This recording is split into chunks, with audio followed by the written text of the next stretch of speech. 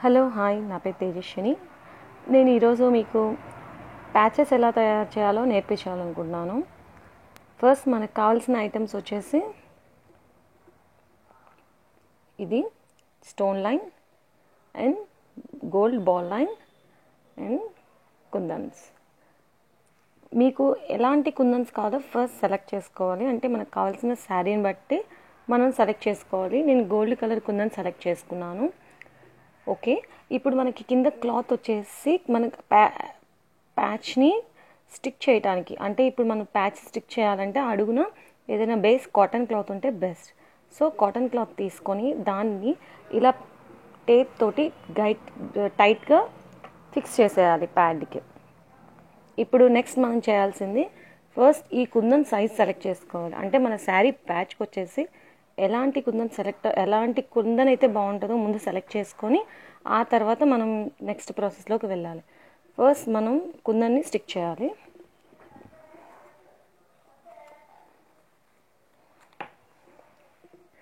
First ఫెవిగ్లూని పెట్టుకొని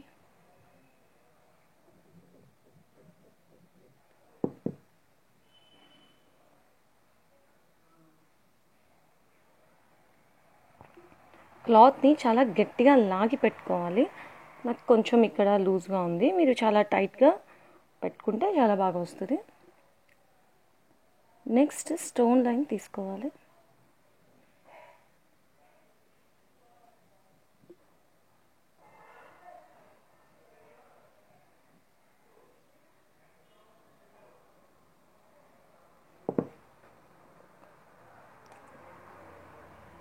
okay, ఇప్పుడు ఈ స్టోన్ లైన్ తీసుకొని దీనికి కావాల్సిన ఎగ్జాక్ట్ సైజ్ని మీరు కట్ చేసుకోవాలి. నేను అలా కట్ చేసి పెట్టుకున్నాను.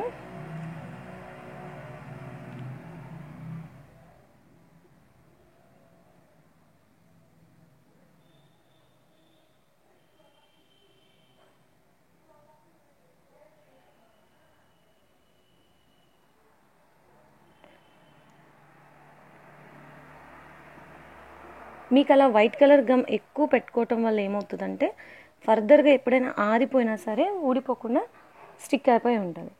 నెక్స్ట్ స్టోన్ లైన్ తీసుకొని సేమ్ ఇలాగే స్టోన్ లైన్ కూడా స్టిక్ చేసుకోవాలి. కానీ స్టిక్ చేసుకునేటప్పుడు చాలా కేర్ఫుల్గా స్టిక్ చేసుకోండి.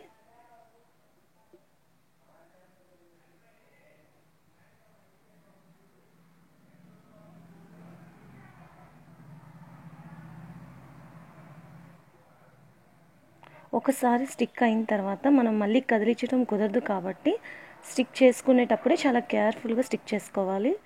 కుందన్ స్టోన్ అనేది కరెక్ట్గా ఎగ్జాక్ట్గా రావాలి.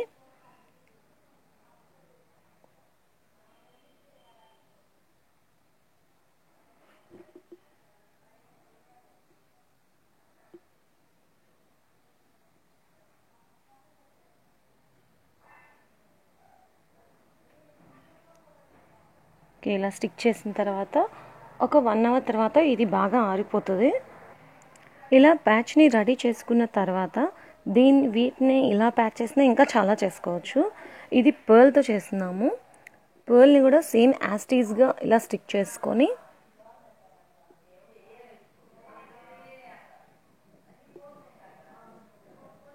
ఏదైనా ఫస్ట్ మనం చేస్తున్నాము అని అంటే దానికి తగ్గ సైజ్ మనం ఫస్ట్ కట్ చేసుకోవాలి. స్టోన్ లైన్స్ని కానీ దేన్నైనా కానీ.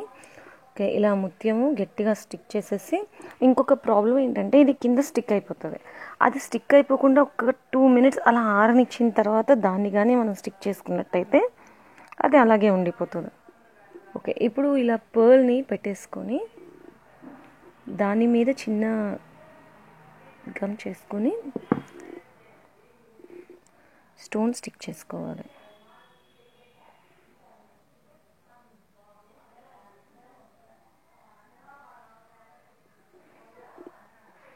నెక్స్ట్ స్టోన్ లైన్,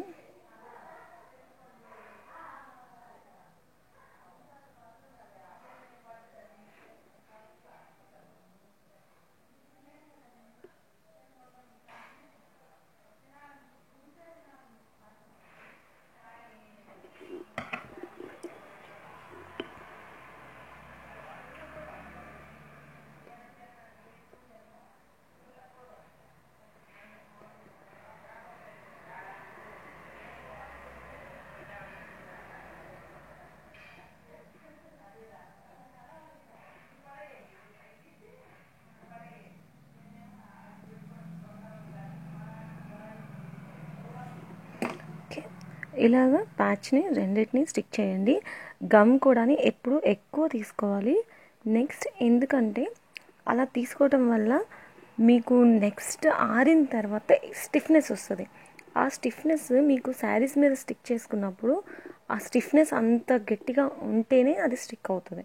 ఓకే, ఇప్పుడు ఈ వీడియో చూసారు కదా, వీటిని ఏం చేస్తారంటే ఇది బాగా ఆరిన తర్వాత ఎగ్జాక్ట్ బోర్డర్స్లో కట్ చేసి ప్యాచెస్ రెడీ చేసుకోండి. నేను నెక్స్ట్ వీడియోస్లో బ్లౌజ్కి ఎలా డిజైన్ చేసుకోవాలనేది నేను చూపిస్తాను. Please subscribe my channel this is Tejaswini. Please subscribe, please please please please.